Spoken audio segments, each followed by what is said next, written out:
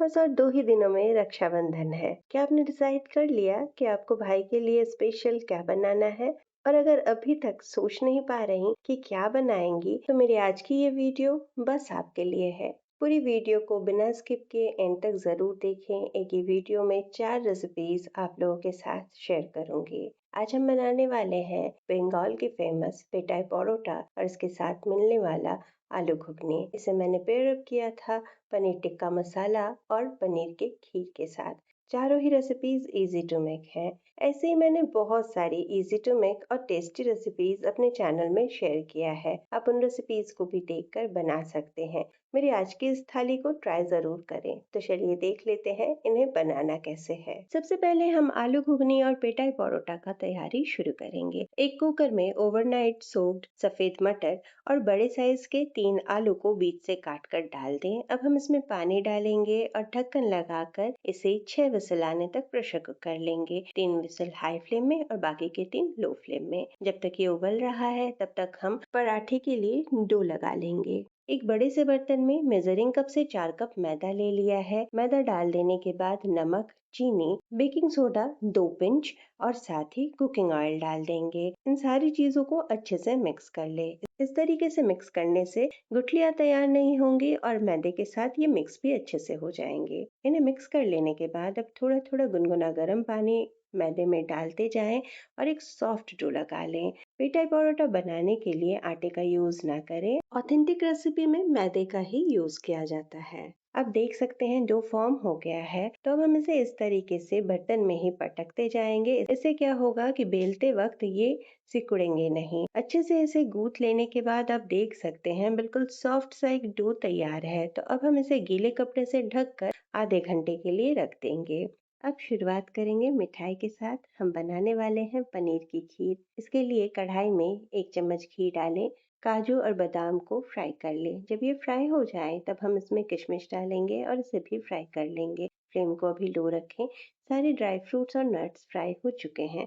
तब इन्हें निकाल कर एक प्लेट में रख लें। अब बचे हुए घी में 1 लीटर दूध डालें। दूध डाल देने के बाद इसे अच्छे से मिक्स करके हाई फ्लेम में उबाल लेना है। जब दूध उबल जाए तब मीडियम फ्लेम में हम इसे रिड्यूस होने के लिए रख देंगे। दूध में उबाल आ जाने के बाद इसमें मैंने कंडेंस्ड मिल्क और 4 छोटी इलायची कूट कर डाल दिया था। बीच बीच में चलाते जरूर रहें। ध्यान रखें कि दूध नीचे लग ना जाए। आप देख सकते हैं पहले से दूध रिड्यूस हो चुका है। तो अब हम इसमें फ्राइड काजू, किशमिश और बादाम डालेंगे। फिर से इसे मिक्स कर लेंगे। अच्छे से मिक्स कर लेने के बाद अब टेस्ट के हिसाब से चीनी डालें। मैंने यहाँ चीनी पाउडर का यूज किया था। आप शुगर ग्रैन्युल्स भी ले सकते हैं। चीनी डाल देने के बाद फिर से मिक्स करेंगे। मीडियम फ्लेम में से उबाल लेंगे। आप देख सकते हैं दूध में काफी अच्छे से उबाल आ गया है। तब हम इसमें ग्रेटेड पनीर डालेंगे। ये भी बंगाल की एक ट्रेडिशनल रेसिपी छानर पायस से इंस्पायर्ड है।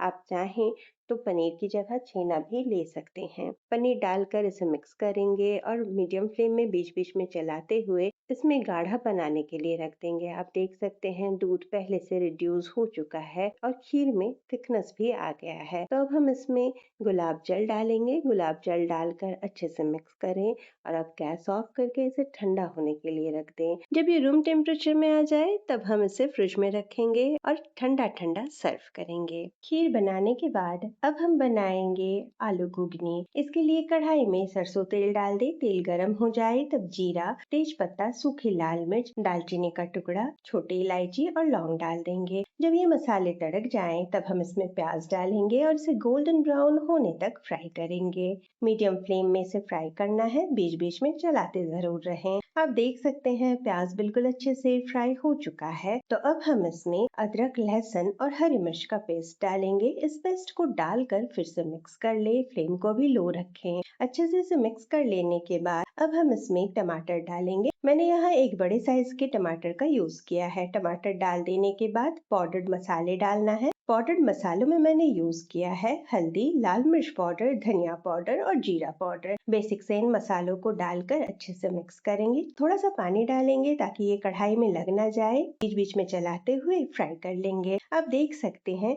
मसाले पकना शुरू हो गए हैं और रंग बहुत ही अच्छा आया है। तो अब हम इसमें टेस्ट के हिसाब से नमक डालेंगे। नमक डालकर इसे अच्छे से एक बार मिक्स करें और अब हम इसमें चीनी डालेंगे। चीनी डालकर फिर से एक और बार मिक्स करना है और मीडियम फ्लेम में इन्हें भून लेना है। आप देख सकते हैं तेल ऊपर तक आने लगा है, मसाले भी पक चुके हैं। तो अब हम इसमें बॉइल्ड आलू डाल देंगे। आलू को उबाल लेने के बाद इसे छील लिया था और थोड़े से आलू को मैश कर लिया है। आलू डालकर इसे मिक्स कर लेंगे और अब थोड़ा सा पानी डालकर इसे मीडियम फ्लेम में उबाल लेंगे।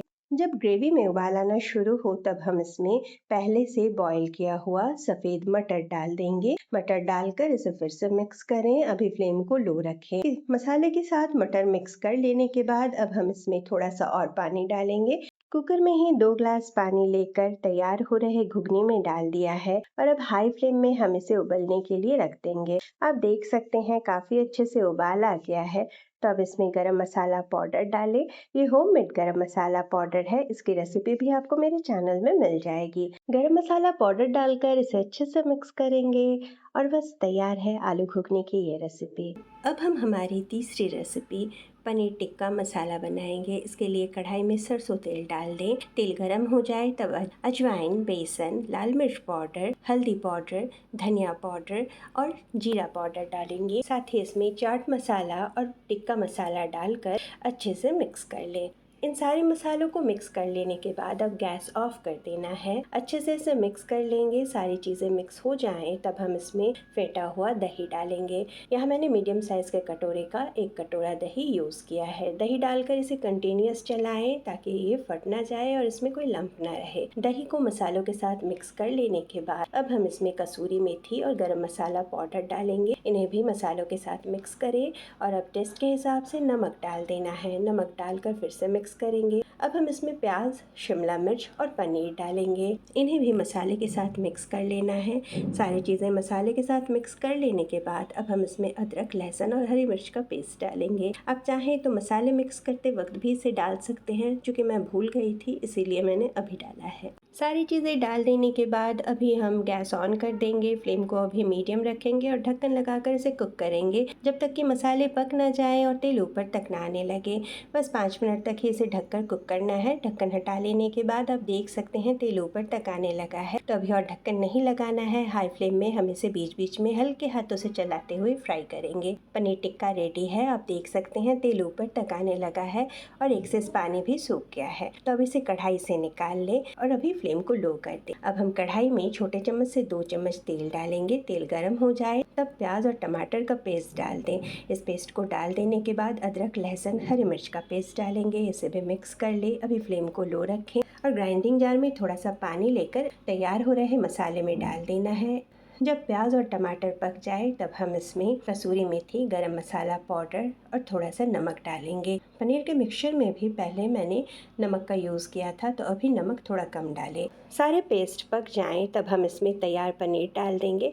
पनीर डालकर इसे अच्छे से मिक्स करें और अभी थोड़ा सा पानी डालकर फिर से एक और बार इसे मिक्स कर लेना है। थोड़ी देर तक अब हम इसे लो फ्लेम में कुक करेंगे। सारी चीज़ें पहले से ही कुक्ड है तो इसे अब हम ज़्यादा देर तक नहीं पकाएंगे। मसालों के साथ पनीर को अच्छे से मिक्स कर लेने के बाद बड़े चम्मच से 1.5 चम्मच बटर डालें और अब गैस ऑफ करके इसे ढक्कन लगाकर रख दें। हमारी तीसरी रेसिपी भी रेडी है। तो अब हम हमारी चौथी और लास्ट रेसिपी बंगाल के फेमस पेटाई परोठा बनाएंगे। इसके लिए जो मैदा हमने पहले ही गूंथ कर रखा था इसे लेकर साफ किचन स्लैब में अच्छे से हाथ से मसलते हुए इसे गूंथे और इस तरीके से इसे पीटे। इससे क्या पराठे बहुत सॉफ्ट बनकर तैयार होंगे। तैयार डो को एक और बार गूंथ लेने के बाद अब हम इससे एक लोई निकाल लेंगे। स्लैब में थोड़ा सा मैदा डालें। लोई डालकर एक बड़ी सी रोटी बेल लें। मीडियम साइज का रोटी बेल लेने के बाद इसमें मैंने थोड़ा सा मैदा तेल लगा लिया था। फिर से इस रोटी को हम बेलेंगे। आप देख सकते हैं बिल्कुल बड़ी सी एक रोटी बेलकर मैंने तैयार कर लिया है। तो अब हम इसमें एक छोटा सा चीरा लगाएंगे और जैसे मैं दिखा रही हूँ इस तरीके से इसे फोल्ड करके एक कोन बना ले। तैयार कोन को अब हम चिपटा करेंगे। इसे चिपटा कर लेने के बाद फिर से मैदा लगाएं और एक और बार इसे बेल लें। एक और बार हम इसे बेलेंगे और एक रोटी तैयार करेंगे। अब देख सकते हैं मैंने रोटी बेल लिया है। ये थोड़ी सी आड़ी टेढ़ी सी बनकर तैयार हुई थी। अब गोल गोल रोटी ही बेलें। रोटी बेल लेने के बाद अब हम इसे सेक लेंगे। तवा मैंने पहले ही गैस पर चढ़ा कर रख दिया था। गरम तवे पर रोटी डालें। दोनों तरफ से इसे सेक लेने के बाद तेल डालें। तेल डालने के बाद जब हल्के हल्के से गोल्डन पैचेस आना शुरू हो तब हम इन्हें तवे से निकाल लेंगे। आप देख सकते हैं पराठा रेडी है तैयार। इस पराठे को किचन टॉप के ऊपर रखें और जैसे मैं दिखा रही हूँ इस तरीके से इसे हाथ से क्रश करें। गरम गरम ही हम पिटाई परोठा को इस तरीके से हाथ से क्रश करेंगे। ठंडा होने के बाद हम इसे क्रश नहीं कर सकेंगे, गरम रहे तभी आप इसे इस तरीके से क्रश कर लें। आप देख सकते हैं मैंने पिटाई परोठा को शेप दे दिया है। तैयार है हमारी राखी स्पेशल आज की ये चारों रेसिपीज़। भाई के लिए कुछ ट्रेडिशनल, इजी टू मेक और टेस्टी बनाना चाहती हैं तो मेरी आज की इस थाली को ट्राई ज़रूर करें। आपको मेरी आज की ये चारों रेसिपीज़ कैसी लगी ये आप मुझे कमेंट करके ज़रूर बताएं। अगर आपको मेरी रेसिपीज़ पसंद आ रही हैं तो मेरे चैनल अपूर्वास किचन को लाइक, शेयर और सब्सक्राइब ज़रूर करें और साइड में जो बेल आइकन दिख रहा है उसे प्रेस करके ऑल पे क्लिक करना ना भूलें ताकि मेरे अपलोड किए हुए हर वीडियोज़ के नोटिफिकेशन आपको सबसे पहले मिल जाए। और अगर आप मुझे फेसबुक या इंस्टाग्राम में देख रहे हैं तो मेरे पेज को फॉलो ज़रूर करें। Thank you. Thanks for watching.